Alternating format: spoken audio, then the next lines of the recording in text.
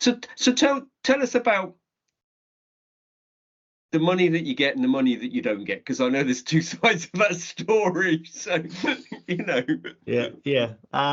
Money. And you know what? Money. So we don't have government funding. Okay, we are core funded by the National Lottery, and that has taken years to build a relationship and maintain that. But it doesn't cover the cost of our running of our organisation. We have a lot of different funders. Now, this is the landscape that I had to learn really quickly in the community voluntary sector, was how to apply for funding and access funding. And we've done it really well to the point that we're still here 5 years later. We were very lucky that Learning Pool, that organisation I told you before, came on board as a corporate partner and financially committed to us. But we do a lot of fundraising. So we do a lot of fundraising. Like, I remember 2000, and we also run campaigns. 2001, we ran a No Shame campaign, and I did 5 marathons in 5 days with a weighted vest. And the vest was to represent shame and stigma and all that stuff. But I fractured my leg in the second day and ran the last 3. And just in typical behavioural response, like, man must finish this and not walk for 18 months. But we do a lot of fundraising stuff like that. Obviously not breaking legs on a regular basis, but we do a lot of fundraising stuff. So we've had to self-sustain ourselves. Yeah. We then also had to run a hybrid model of paid for and free programs. Okay. So where funding is available. So ideally, Gary Rutherford wants to give ARC Fitness 080 absolutely everybody for free. It's been the heart, and it's been what I've wanted to do from the start, much to the point where my board of directors are so frustrated with me because we still need to be around. So we had to realise that there are times where the money isn't there. We don't have the money to maintain the work that we do. So there has to be some form of hybrid, there has to be some form of payment for services where there is no funding.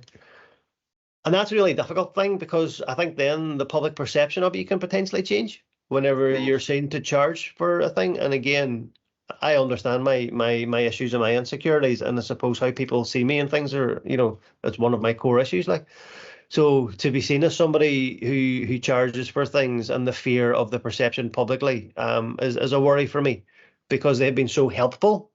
And I don't think ARC could have grown the way that it did if the people from Derry and the northwest of Ireland didn't get behind it like they did.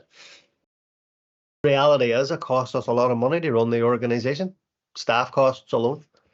So finding balance and charging what we do. So I'll always strive to be able to offer it for free, but there are times when that just doesn't happen, Wolf, and that's the complication. And landscapes for funding are changing.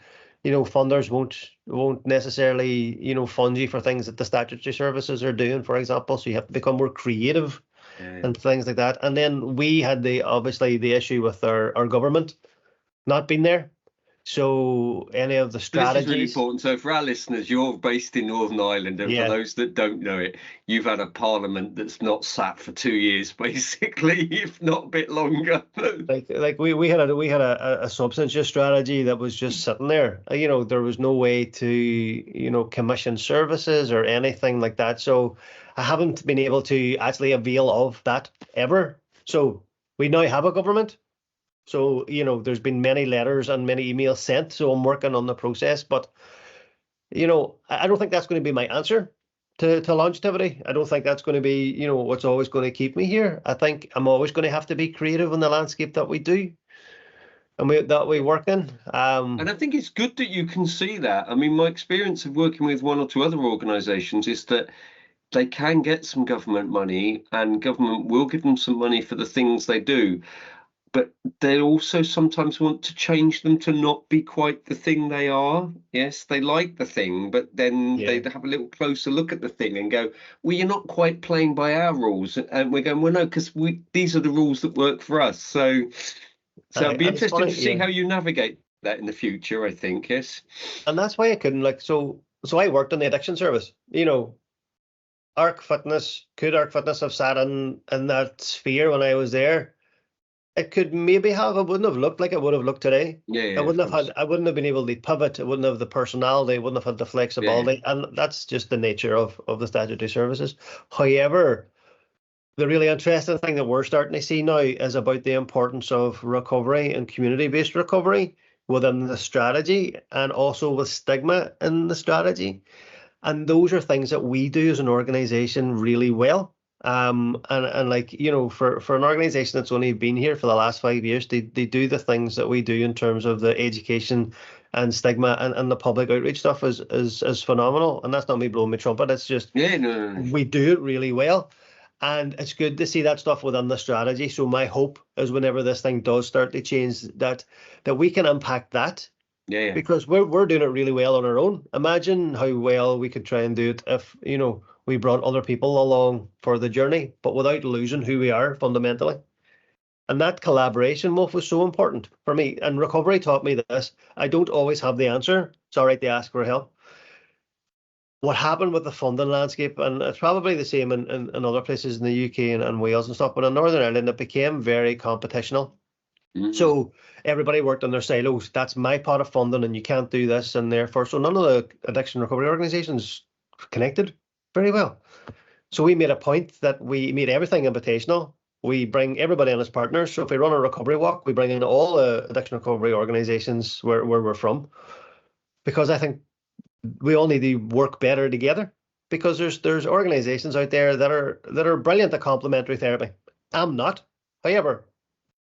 Wake up and work together at some level, you know, and recognizing, you know, what you're being good at what you do is okay, but other people are good at what they do, and is there a way to make that work? And that goes back to what you were saying.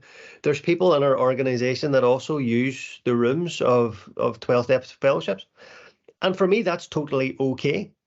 And I'm like, if that's working for you, if that is doing what it needs to be doing, then that's great. Yeah, use the 2, use 22 if you need to. But we had to do a lot of work to change that lens, because it wasn't always like that. Because it used to be, well, you're here with us, so you can't go there. And that always annoyed me whenever I used to hear that sort of stuff. Yeah. So for me, working with these organisations was really important. And maybe that's how we look at the funding landscape moving forward. Maybe it's less about look how great we are, and and more like look how wonderful the services in the northwest of Ireland are. How can we work better?